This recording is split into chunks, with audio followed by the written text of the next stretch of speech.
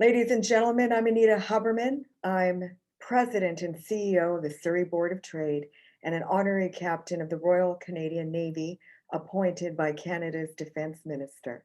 We're so pleased to have all of you here with us. This session is being recorded.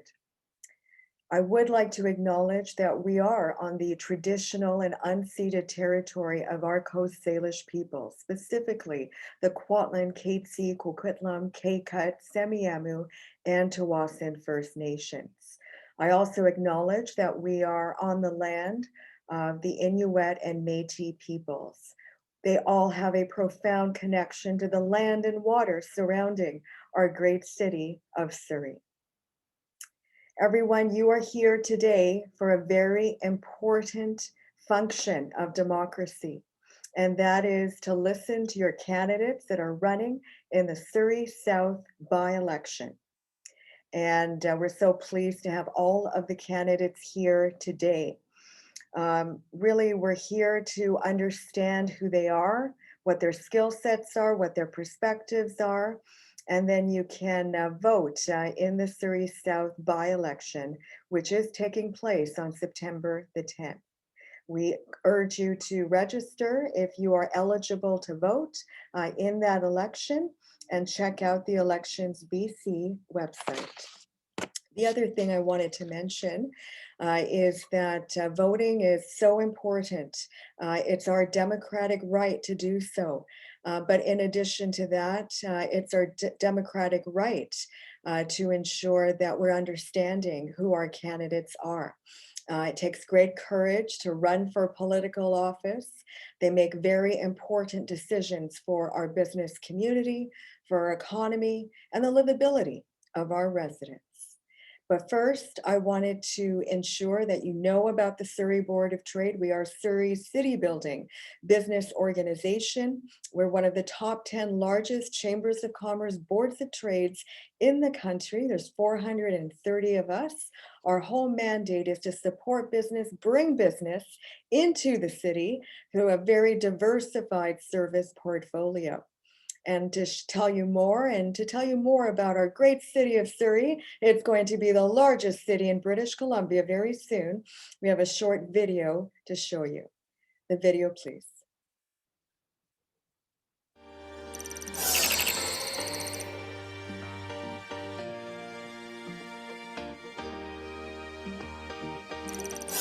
As one of the fastest growing cities in Canada, Surrey is an opportunity city.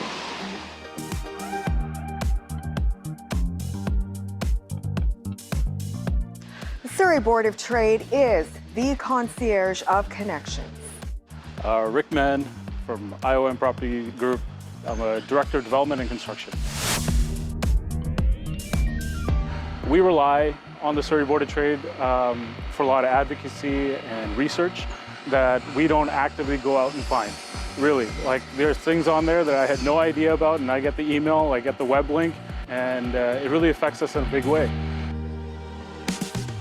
The Surrey Board of Trade is focused on making Surrey an opportunity city by instigating change at the different levels of government, offering a variety of business support services, international trade support services, and being the concierge of connections for the business community in Surrey.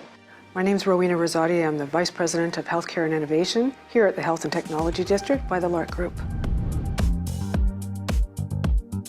We focus on a lot of health and technologies and how we can bring different technologies and innovative healthcare solutions into the hands of clinicians.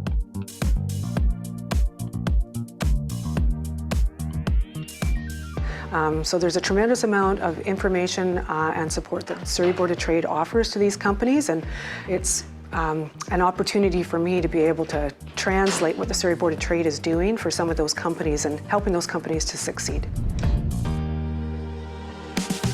If it's in the agricultural sector or in the retail sector, if they're needing a government connection, if they have an issue related to government, we are there for them, and we have a proven track record of success to ensure that businesses are helped. You know, the Surrey Board of Trade it's a great organization because anybody who is involved in that organization wants to be a more proactive member of the community.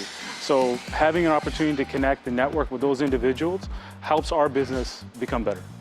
So the Surrey Board of Trade offers an immense amount of support for businesses at all levels, including entrepreneurs and startup businesses. There are resources that help a business that they wouldn't necessarily be able to afford to contract on their own, and it allows those to be accessible, sometimes free of cost. It also creates opportunities for networking.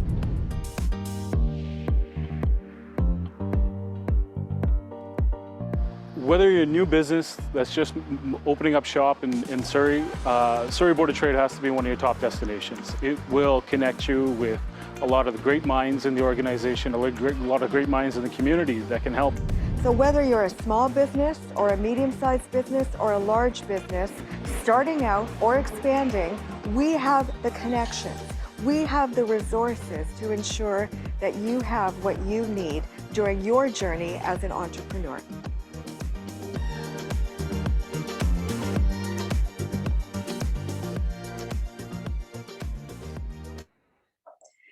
And so we're all focused on making Surrey an opportunity city and certainly communicating that to all levels of government, media, stakeholders, etc.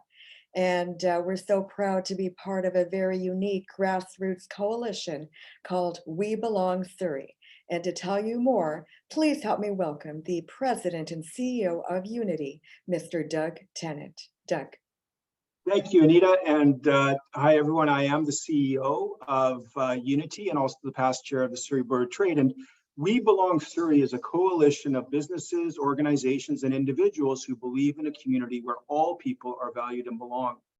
And businesses, community organizations, and individuals, we all succeed and do better when people are put first and their input is listened to. We're stronger when we work together under the shared values of integrity, respect, and inclusion.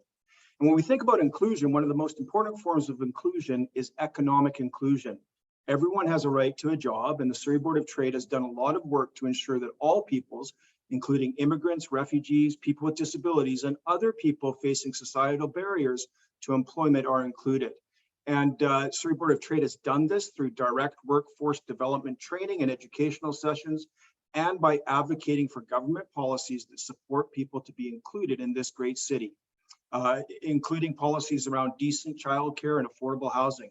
And these policies have been brought to the BC and Canadian chambers and to politicians at all levels of government.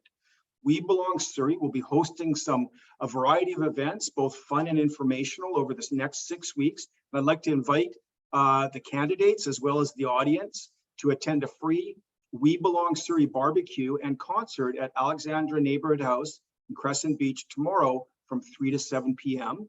As well, We Belong Surrey is partnering with Seeds of Change to host an all candidates mayor's forum on social equity, and that's on September 7th from 7 to 9 p.m. at the Carrie Can Heritage Society in North Surrey. So let's work together to ensure Surrey is a community where all people are valued and belong. Thank you very much, Anita. Thank you so much, Doug.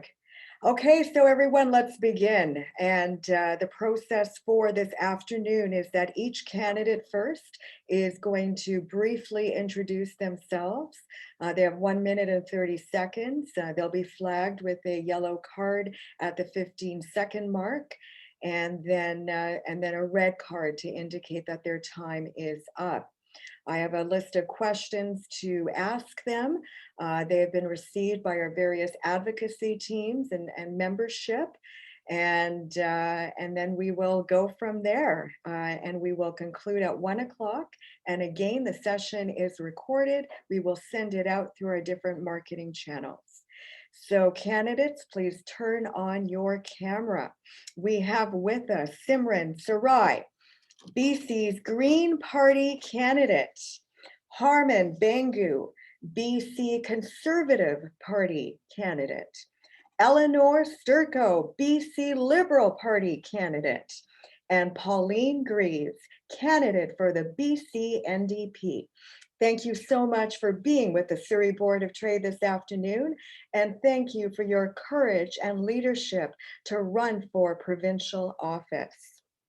So now candidates, you are going to be given 1 minute and 30 seconds to introduce yourselves. And please explain to the public why you believe you should be elected in the Surrey South area of our city. We will begin first with Simran. Hi, everyone. Thank you so much, Anita, and thank you so much to the Surrey Board of Trade for hosting this event. I'm really grateful to be here. As Anita said, my name is Simran Sarai, and I'm running to be Surrey South's next MLA with the BC Green Party. I'm calling in from the unceded and traditional territories of the Katzie, Kwantlen, and Semiahmoo First Nations, which is where I live and work. I'm a student and I'm a young woman who's been very fortunate to grow up here in Surrey. I've spent the last 15, 16 years here. And I'm really grateful for the chance to serve my community by addressing the issues voiced by so many residents. I'm running because we're out of time to act on issues such as the climate crisis, affordability, and healthcare, issues I and so many other residents have firsthand experience with and that impact our everyday lives. I'm running because I want to live in a province that values our communities by providing them with comprehensive, accessible, and affordable healthcare, by acting with urgency on the climate crisis, and a government that acts immediately to help bring down the cost of living. In order to support our local economy at the provincial level, I know that as elected officials, we need to consult and work with our constituents, and that includes organizations such as the Surrey Board of Trade, that includes small business owners, workers, and those that rely on the systems that make it possible for BC to have such a strong and resilient workforce. Our government really needs to rely and take guidance from experts while also working towards a resilient and a diverse economy that prioritizes people and the environment. As an MLA, I want to work with business organizations like the Surrey Board of Trade to address the multiple issues we face as a province that Anita mentioned that we're already addressing, childcare and housing. And I want to work with us. Thank you very much, Simran. Next is Harman. You're on. Hi, my name is Harman Bangu, representing the Conservative Party of British Columbia.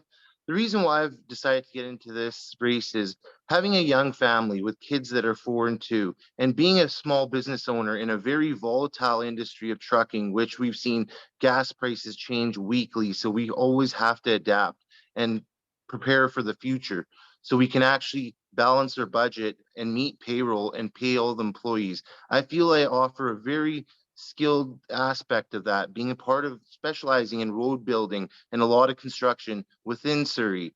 And I feel infrastructure is very key. In order to making hospitals in proper areas, we need a vision, a floor map of how we want Surrey to look in the future.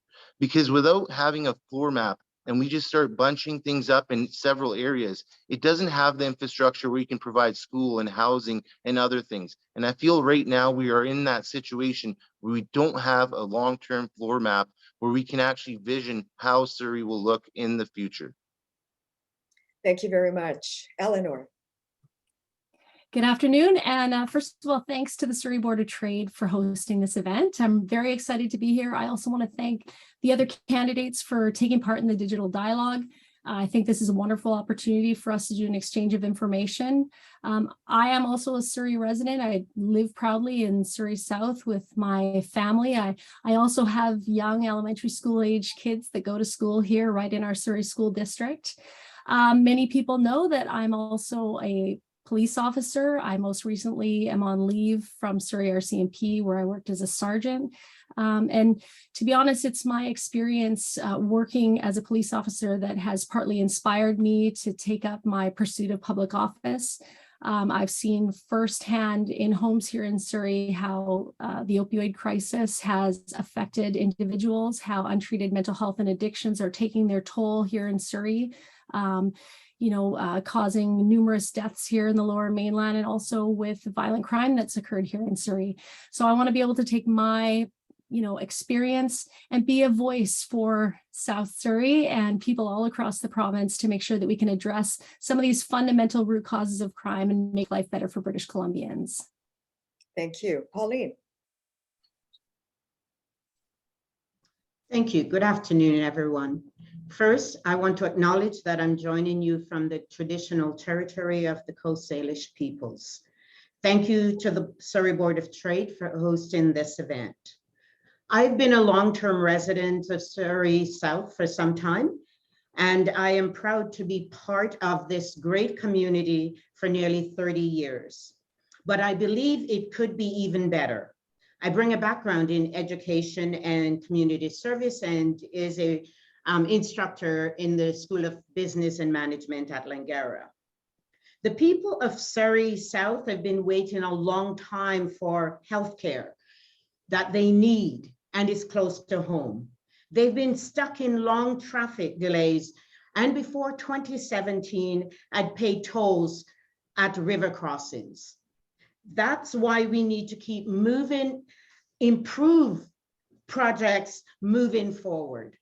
We need to get that hospital built in Cloverdale, and we need a toll-free replacement for the Massey Tunnel. These are the priorities that people are telling me on the doorsteps. But Kevin Falcon and the BC Liberals have put them at risk. They want to stop the hospital and move it out of Cloverdale and promise to cancel the Massey Tunnel replacement and continue support tolls. We can't afford to take that chance. Together, we can build on the progress that the BC NDP and Thank you so much, Pauline. So everyone, I just want you to know that the candidates have not received the questions in advance. They've received general themes and of course viewed the Surrey Board of Trade policy books on our website at businessinsurrey.com. So just to let you know that, we're going to begin with Simran with the first question, and the same question to all of you in turn. So it's Simran, Harmon, Eleanor, and then Pauline. So my first question to you is, we realize you're running for provincial office, but you do have a role to your constituents in the southern area of our city. And I want to understand, though, how you're going to unite Surrey. Right now, Surrey operates in silos, the north and the south. And there's so many different and amazing economic assets in both areas. How will you work to bridge that divide? Simran. Hi, Anita. Thanks so much for the question. So you're right, Surrey does operate in silos. And growing up in Surrey South, I was very fortunate to be a part of community groups and organizations that allowed me to, go to all parts of Surrey and spend time there and interact with community members from across the city. As an MLA working in the provincial legislature, I think the most important thing we can do is to collaborate with other levels of government. It can't just be the provincial government saying, we're going to operate out of one area, we're going to operate out of our riding. We need to be willing to work with our fellow MLAs, whether they're Liberal, whether they're NDP, and work together to come up with ways that we can bring together communities, whether that's supporting small businesses, whether that's putting more money towards community programs that students and kids and families can participate in our city. And also working with our municipal government. The municipal government and provincial government need to be working hand in hand.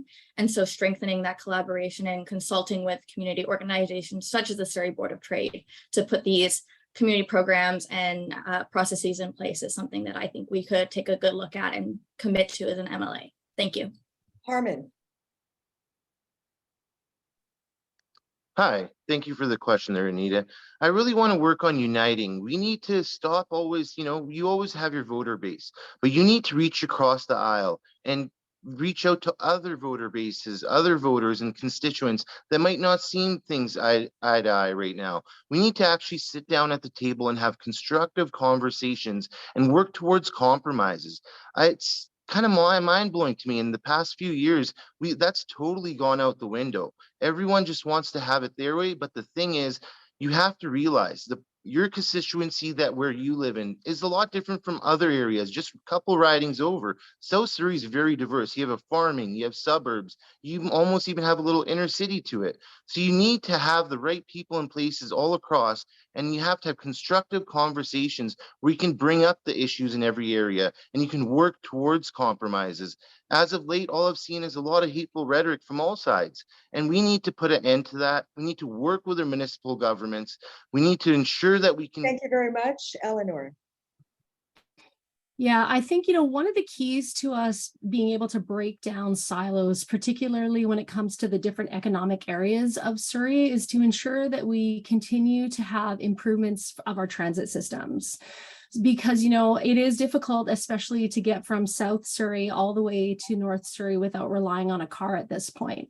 And so it's disappointing to see that in their second term of government already, the NDP has really failed to service, especially transportation in Surrey South. You know, and it's one of the key reasons why, listen, we're not looking to cancel that hospital project, but we would like to have our Surrey hospital, our second hospital that we're committed to providing to Surrey residents, closer to our brand new SkyTrain that's going to be moved up along the Fraser Highway. But certainly we need to make sure that in order for business hubs in particular to have trade and have people from across Surrey come to enjoy their businesses, to participate in things like our medical and tech hub, which is located in Surrey Centre, so that people can. Thank you, Eleanor. Pauline.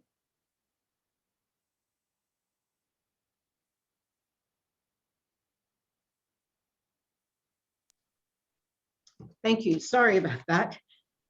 Okay, thank you for the question. Like all of you, I'm well aware of the issues of affordability across Surrey, increase in housing, transportation costs, and lack of healthcare and hospitals, such as we're experiencing in Surrey South.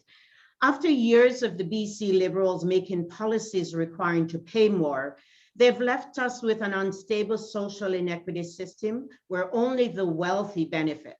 What we're working on is around working with local governments and businesses to address some of these concerns, to address the difficulties that they're experiencing, such as lack of workforce, to address the issues around having transportation available. If the BC Liberals have actually completed what they promised, which is the extension of the SkyTrain, this would have been working by now and would have actually provided more transportation. Thank you so much, Pauline. My question now goes to Harmon, and then Eleanor, then Pauline, then Simran, and it's about tax erosion, bottom line erosion for businesses. We're calling on the BC government, the federal government, even our civic government for a comprehensive tax review, red tape review. All of these pieces are eroding the bottom line of businesses and their sustainability within our province. They're co-locating in Washington State. We're a border city, or in Alberta. How are you going to make sure that there is a comprehensive review of our tax system provincially? Harmon, you're going first.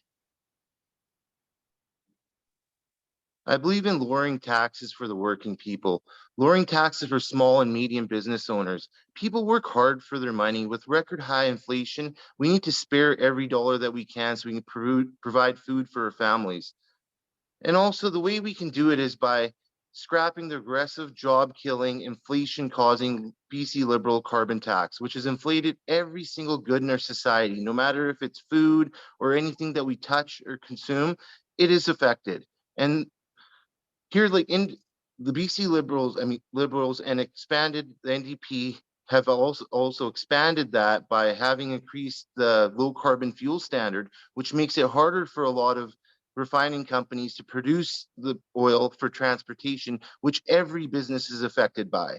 Doesn't matter what business you are, transportation is a key part of it. And also for day-to-day life, we really need to get that under control, because to me, that has become a huge cog in inflation. And for kids, even for my kids taking into practice. Thank you so much, Harmon. Eleanor, you're next. Well, I can tell you that a BC Liberal government and Kevin Falcon are absolutely committed to doing a full review of the current tax structure across the board for both personal income taxes and for business taxes. So we agree with the Surrey Board of Trade that we do need a comprehensive review of the taxes and fees that are being placed on both businesses and individuals at this time. And one of the disturbing things that I can tell you about the NDP government since 2017 is that they've actually raised 15 separate taxes and created 15 new taxes. And I can tell you from my time on the street here, going into businesses since this campaign started, that there are businesses currently getting offers from America, from other provinces to leave our city, to leave our province because of the affordability or the lack of affordability under this NDP two-term government to do business here in British Columbia. So we're fully committed to that review. Pauline. Thank you for the question. The global inflation we're seeing around the world is making things harder for people. Many families are worried about rising costs of necessities such as food and housing. Our focus is on the economy that will benefit everyone. Business owners are facing some tough times, and such as worker shortages. There is always more that we can do, but we've absolutely focused on asking the wealthiest British Columbians to pay just a bit more, as opposed to cutting, taxes from the 1%. Our focus at this time is on personal taxes that are amongst the lowest in Canada. In fact, the British Columbian earns $80,000 a year, pays only $1,400 less than any, say, in Alberta.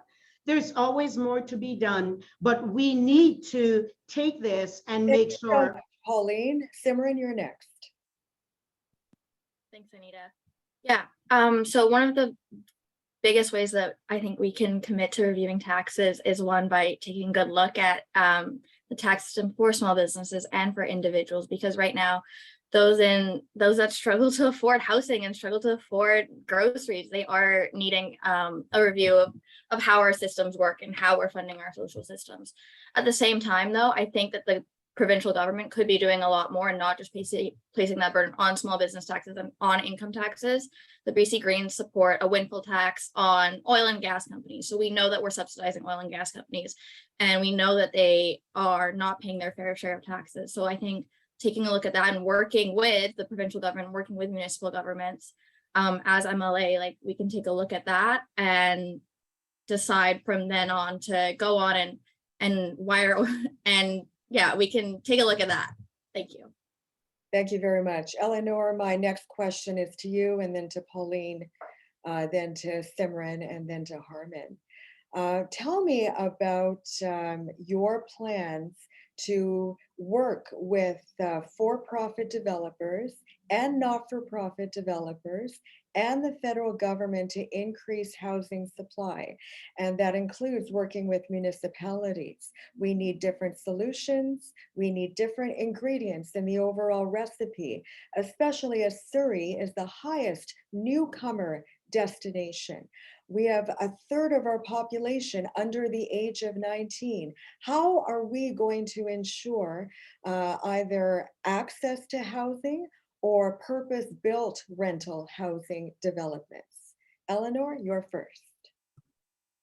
Well, BC Liberal government is committed to working with the private sector on, completing housing projects. And, that's one of the sad parts about what's happened in this two-term NDP government, because they committed themselves to building 114,000 affordable housing units. And despite being in power now since 2017, they've only been able to deliver 7,000 housing units, affordable housing units in this province, 1,000 of which were actually announced under the BC Liberals.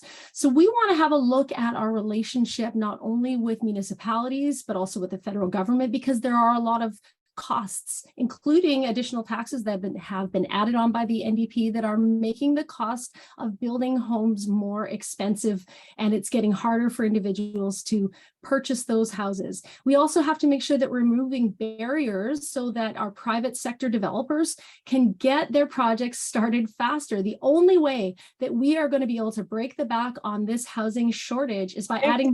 Eleanor. Pauline, you're next. Thank you.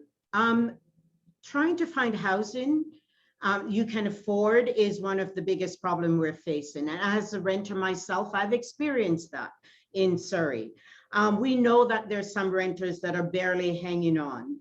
And here again, Kevin Falcon sides with developers and speculators. What he has done basically is threatening to cancel the speculation tax that we have put in place that will allow for us and have provided 20,000 apartments back, for individuals who should be able to afford those. We're fighting hard to tackle the crisis and help people by allowing for empty houses to be available for rent. We're doing our part totally opposite to what Eleanor stated.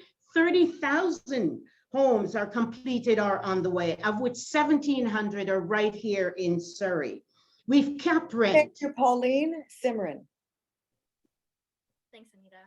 Yeah, people need safe, affordable homes to live in. The housing crisis has made this impossible for most British Columbians. I'm part of that. I don't know how to afford rent in the future, and I don't know if I'll ever be able to afford to live here with the way housing prices are. The NDP government has prioritized funding for private for-profit housing development, which has really just made the problem worse. As a government, we need to step up with funding for nonprofits and other non-market housing instead. This is going to increase supply, and it's also going to introduce more affordable options for buying homes and for renting.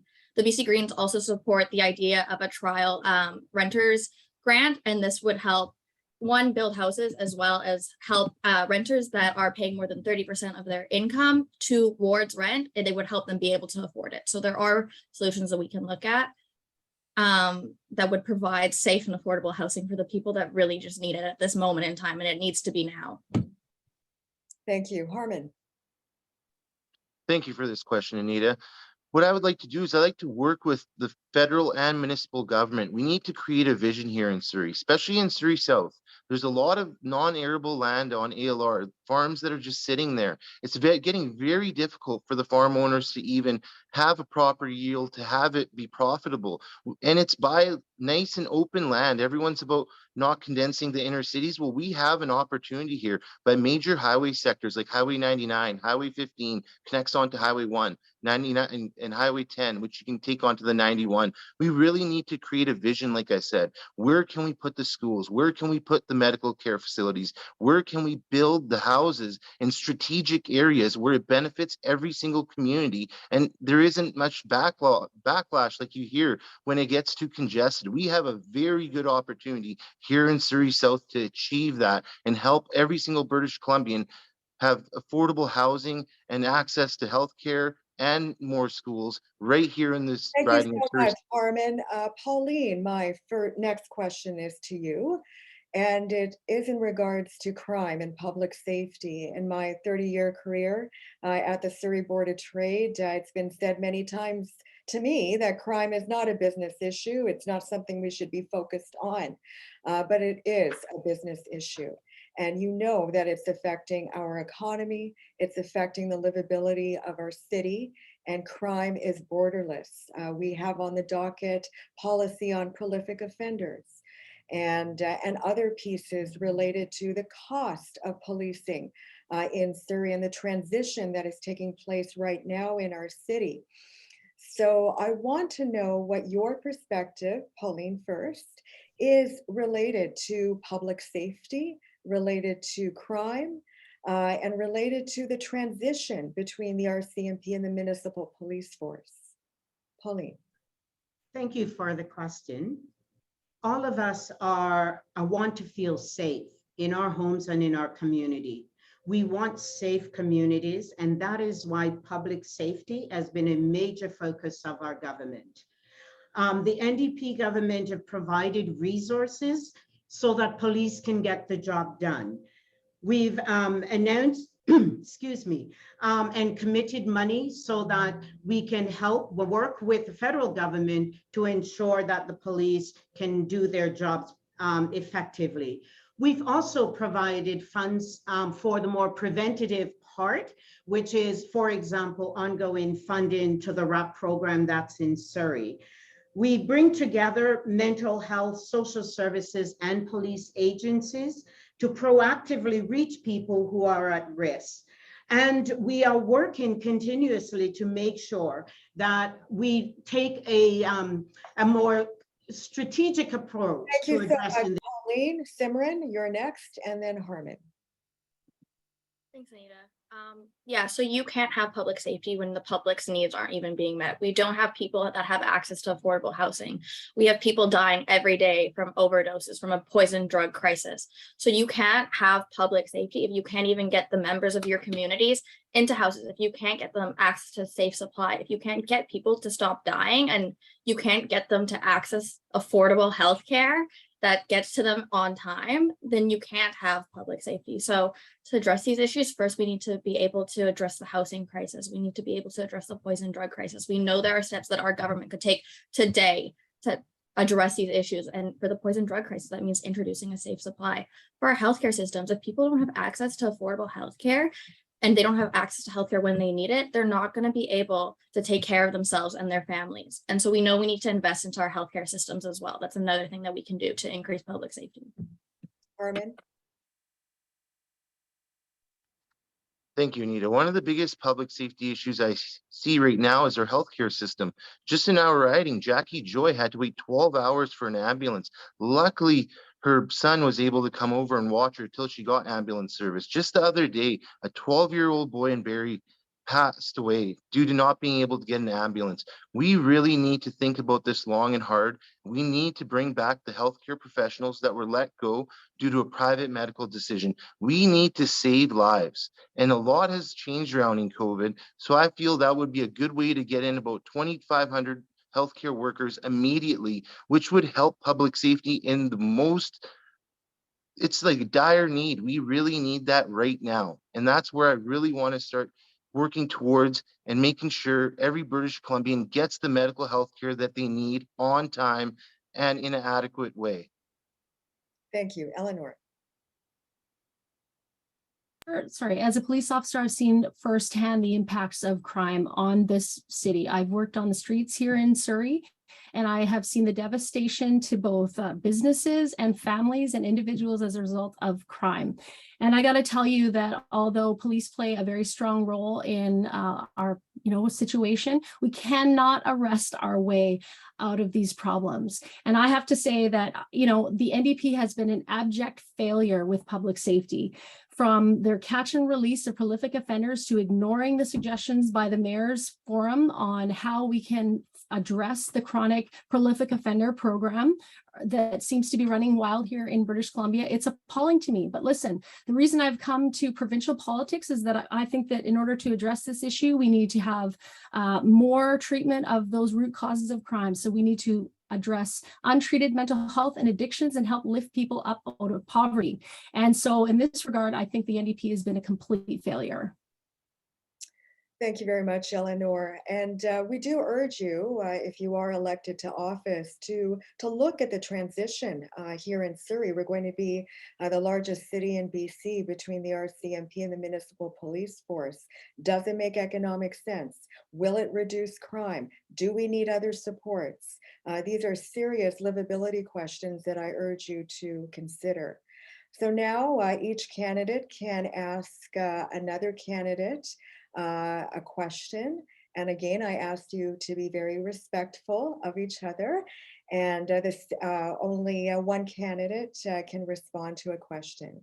So Simran, we're going to begin with you, and you can choose any of the three at this time.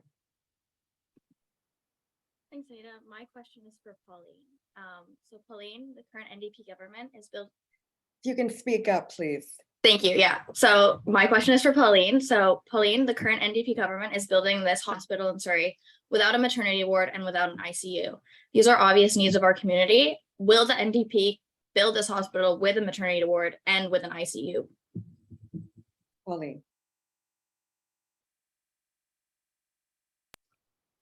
Thank you for the question. I believe that people deserve to have top quality education close to home and to be able to access service as quickly as possible. The Surrey Hospital, the Surrey South Hospital that is being built in Cloverdale was designed based on the needs of the community. It has the required services that the community needs. It's 1.7 billion investment, 168 beds, emergency room, regional cancer center, operating rooms, and it provides MRI and CT scans. The BC government is working really hard to provide the services to the community. The plans are designed that if the need exists and is shown that a maternity ward is needed, that can also be added on. And so we are committed in providing programs Thank you very much, Pauline. Pauline, if you can select a candidate and a question that you would like to ask, please.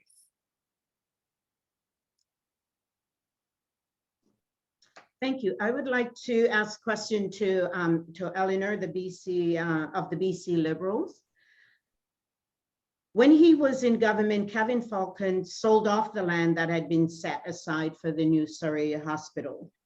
This is an undisputed fact. In fact, he bragged about it in the legislature. Selling off the land set us back years while people waited even longer for care.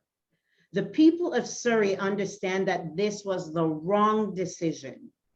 Will you do the right thing and admit that it was a mistake to get rid of the plans to build the hospital and to sell the land? Eleanor. Well, thanks for asking, Pauline. And I want to, this is good. It gives me a chance to clarify for our community, because the important thing for the public to understand in this circumstance was that the sale of this land was done after a $500 million upgrade to our Surrey Memorial Hospital. And it was done in consultation with Fraser Health. And at that time, it was determined in consultation with Fraser Health that this land that was eventually sold was too close to the other hospital and that it was too far away from transit, just like the planned hospital under the NDP is too far from transit to be adequately serviceable for individuals who need to get to work. So, you know, we are committed to having a second hospital. We want a full service hospital. If the NDP breaks their promise to you to have shovels in the ground next year, to have it built, there's a possibility we'll have an opportunity to fix their mess and to bring it closer to the Fraser SkyTrain.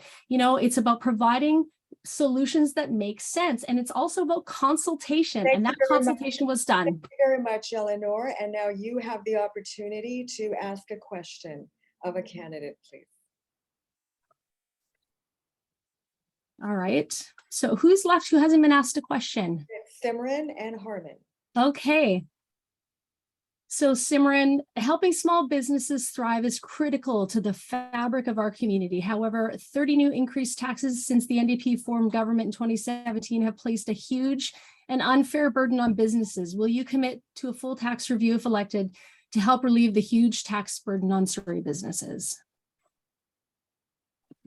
Thanks for the question, Eleanor. Yeah, absolutely. Small businesses are the backbone of BC. As a candidate running for the BC Green Party, I am not a member of their caucus, but what I can say is that we really value small businesses and we value the community members that work for these small businesses, that own these small businesses. They're really what keep our communities growing and moving. And so working with the Liberal and NDP MLAs, because if I'm elected, I'm only the third Green Party MLA. We know that this is a fact. And so working with our government to ensure there is a review is definitely something I would want to take a look at. Thank you, Simran. And Harmon, unfortunately, the three will have to respond again to a question, but because of the number of candidates that we have.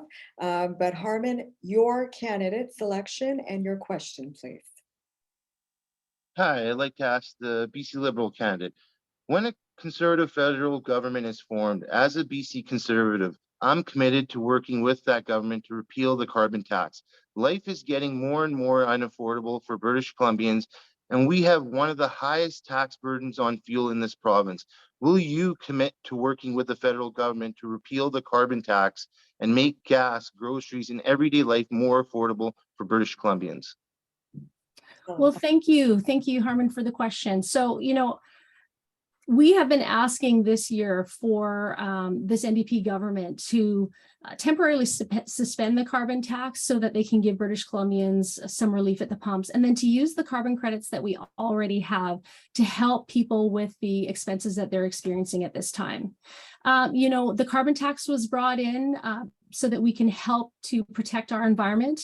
And, you know, I'm proud to be part of a BC Liberal Party that did introduce the carbon tax. But when we introduced it, it was a revenue neutral tax, which means that that tax went back into the pockets of British Columbians and not into government coffers. As soon as the NDP came in 2017, they immediately shifted that away from taxpayers and into their own coffers. A BC Liberal government is committed to putting that carbon tax money back into the pockets of British Columbians. So my next question first is to Pauline, and we're going to focus on transportation in Surrey and in the South Fraser Economic Region. Tell me about your perspective on the Patello Bridge. We're advocating for it to open with 6 lanes instead of 4 lanes. We needed more lanes on that Massey tunnel. We were advocating for a bridge. And certainly within the large geographic area of Surrey, we need technology innovation to connect our great city of Surrey. So tell me how you would work collaboratively with business stakeholders and government to ensure transportation connectivity to move our economy. Thank you for the question. I think as we can see that the source of a lot of our frustration is around transportation. I am very aware of what it takes to get to work in the morning in terms of sitting in traffic for an hour or two, going in and coming out. People don't want to spend all their times commuting. They want better, they need better options of getting around. And our government is delivering on 3 areas that Kevin Falcon let down the people of Surrey. We removed the tolls off the bridge that were expensive for families and expensive for business. That is why we got rid of the tolls and won't let Kevin Falcon bring them back. He still thinks charging people every time they cross the Portman Bridge and Golden Air Bridge, that it's a good idea. And we do not. We're moving forward with the toll-free Massey Tunnel. Thank you very much, Pauline. Simran, you're next, then Eleanor, then Harmon. Thanks, Anita. Yeah, so transportation is definitely a big issue. I go to Simon Fraser University and I commute out from here in South Surrey. It takes an hour driving, and if you're transiting, it takes 2. It is not an ideal situation, and so many people, whether they're going to work or school, face the same problems. So yeah, we do need improved barriers at crossing the rivers, or improved bridges and tunnels. We need improved infrastructure in that regard. We also just need to build livable and walkable communities where you have people that are able to work and live in the same area. So not only do we need to be pouring money in and investing in new infrastructure to be able to commute from one end of Surrey to the other, we need to be investing in our public transportation system, whether that's making sure buses are more reliable, run more frequently. That would really alleviate, I think, a lot of the problems that I've seen just here commuting around Surrey South. Our transit system is not great here. And so investing in public transportation, working with municipal governments to invest in housing so people can live where they work and go to school. Those are just some of the options that we have to try and improve transportation and make our communities more livable. Thank you very much, Harmon, then Eleanor.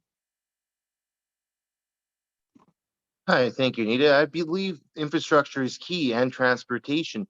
This is why, I kind of agree with the BC Liberals. A bridge between Delta and Richmond would make sense. We would actually be lowering emissions. I'm about climate, making it better for the environment. Being in the trucking industry, oversized vehicles will not be able to go through a tunnel. Dangerous products will not be able to be transported through the tunnel. We have to take alternate routes, like getting on the 99, 91, Alex Fraser, and all the way down on the 91 again, just to get into Richmond, Vancouver, Burnaby areas, which is a huge uptick in emissions. You're burning in excess of 30 to 50 liters in diesel. Being a trucker, I drive those routes all the time. I sit in the traffic all the time. We need to really expand things. And 16 Ave is another concern in Surrey South. Anytime there's an accident on the highway, everyone hops on the 16th Avenue, and it is bumper to bumper, pretty much when you're getting off the 99 headed eastbound, or if you're heading westbound, when you get close to 200th Street. And I believe we need to invest. Thanks very much, Harmon. Eleanor? Yeah, one of the most disappointing things, I think, for some of the residents here in Surrey South, particularly anyone who travels on the 99, is the fact that the Massey Bridge was canceled in 2017 while it was already beginning its construction by the NDP, wasting $100 million of taxpayer money. And then for them opting to do a plan that has less lanes, is not accessible, ready for a SkyTrain. It costs $1.55 billion more. And at this point, never mind what the NDP says about us potentially canceling their project could cancel itself because it still hasn't received an environmental assessment. And what drives me nuts, I got to tell you, is that our bridge would be open in September, just around the time that this by-election would be on. You know, we hear a lot of rhetoric from the NDP about how we are not supportive of SkyTrain. Absolutely false. In fact, Kevin Falcon built the Canada Line, and he was one of the ones that started the Evergreen Thank you very Line. much, Eleanor. My last question to all of you before you deliver your closing remarks is first to Harmon. Our workforce is very important to us as a business organization. The school season is upon us. We have an elementary school, Edgewood Elementary, I believe, that is only a year old, but that has several portables already. So how are you going to ensure that the quality education that students need to have for good foundational learning, for productive entrepreneurial and career pathways is really focused on good, positive school infrastructure instead of just portables? Harmon. Well, a great way we can do that is making the cost of building cheaper, which again, the carbon tax has inflated astronomically. Like, for example, a house that you would be building 2 years ago would cost you 600 grand.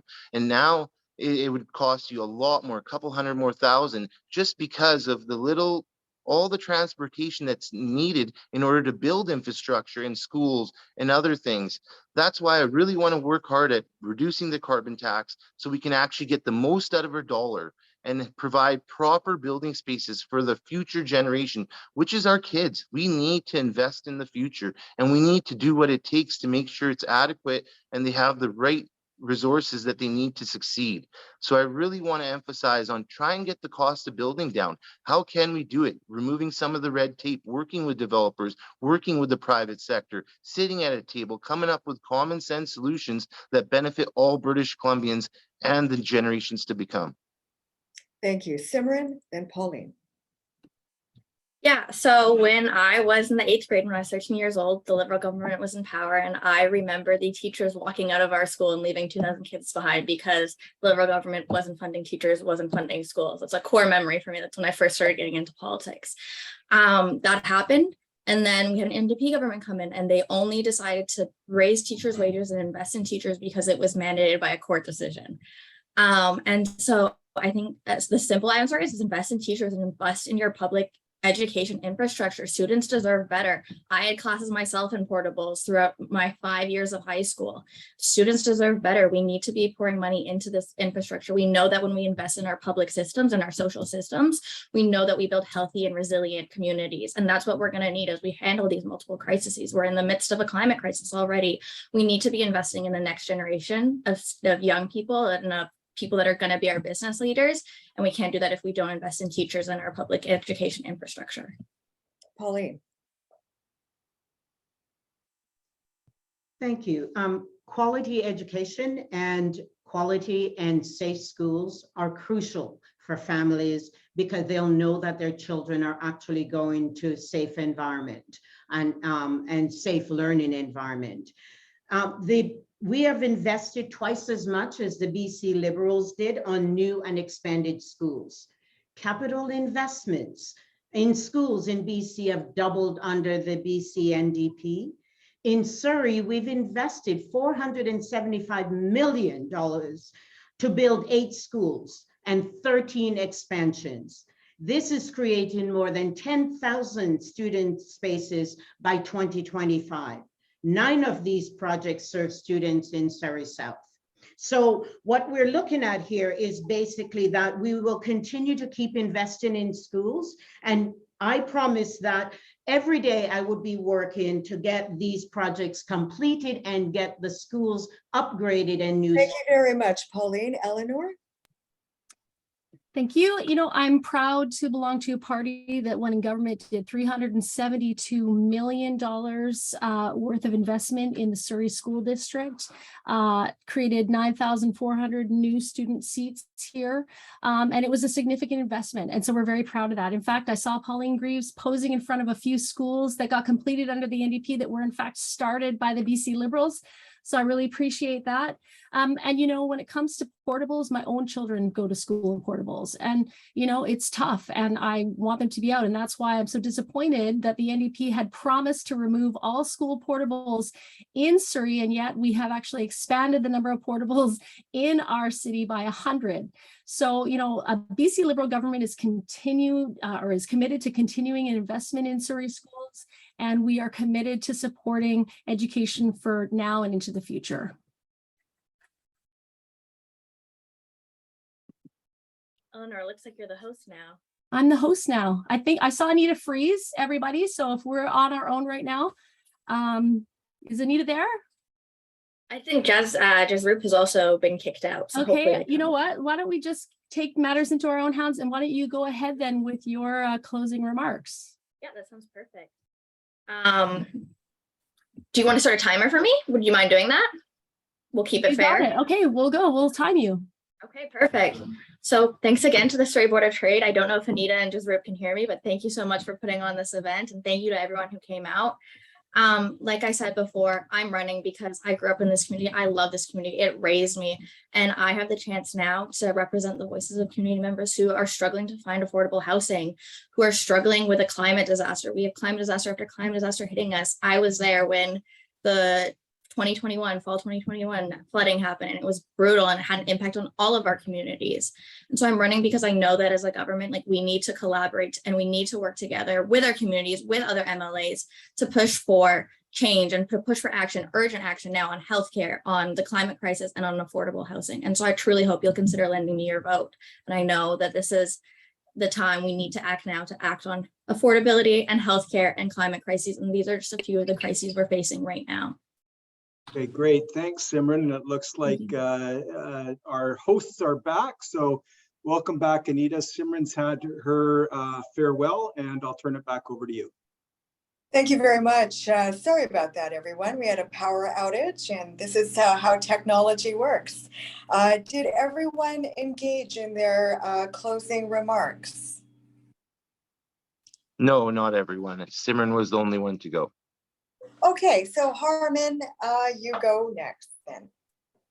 I just want to thank the Surrey Board of Trade for having me here today to represent my party and myself. I want you to take away one thing from today's panel. There is only one Conservative candidate for Surrey South, and that's me, Harmon Bangu, your Conservative Party candidate. Every other candidate on this stage is from the left wing. If you want to vote for the left, you know your options. You've seen how both governments have done in the past. So if you're willing to join me on the center right, I'm asking you to vote for me. I will fight for working people, small businesses, young families in our riding of South Surrey. I will also fight for our seniors who deserve representation and genuinely listen to them, for someone who will work to make life more affordable for them. I promise I will fight for Surrey, and unlike the BC Liberals and NDP of the past, I will never take Surrey for granted. Each and every day, I will connect with all constituents of Surrey and in my riding to make British Columbia a happier, more prosperous, affordable place to live. Thank you very much, Surrey Board of Trade. Thank you very much. Pauline, your closing remarks, please. Thank you. And thank you to the Surrey Board of Trade for hosting this event. I believe that elections are about choices. My commitment to Surrey South is clear. Making sure we get the new Cloverdale Hospital built, completing the toll-free replacement of the Massey Tunnel, and making our community better for everyone. Kevin Faulkner wanted to stop the hospital in Cloverdale. They promised to cancel the Massey Tunnel in replacement and continue to support tolls. They believe in tax breaks for those at the very top, while making everyone else pay higher fees and cut services. I care deeply about the people in our community, and together with John Horgan and the BC NDP, we can keep building on the progress we've made for people in Surrey. Thank you. Thank you. And Eleanor, your closing remarks, please. Thank you. Yes, this by-election certainly is about choice. The choice between voting for NDP and getting more failed promises, or about voting for someone who will be a strong voice for you in Victoria to truly ensure things get done. Do not be fooled by the rhetoric from the NDP. It is not our intention to cancel this hospital project. It is not our intention to cancel projects that will benefit British Columbians. However, we need to ensure that things do get done. The NDP has broken promise after promise to British Columbians, whether it was to provide meaningful relief with the inflation skyrocketing that we've seen, whether it was the $400 renters income rebate that they promised. These things have not come to fruition.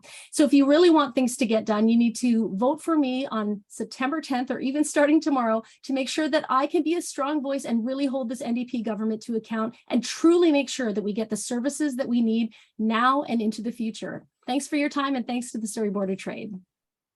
Thank you so much to all of the candidates. Our best wishes to you.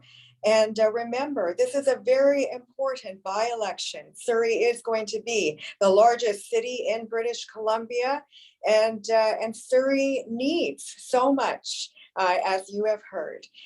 So everyone, please educate yourselves on the platforms of all of our candidates and get out and vote and tell others to vote as well. It is our democratic and economic privilege to be able to vote. Thank you so much for being with us. Make it a great business day.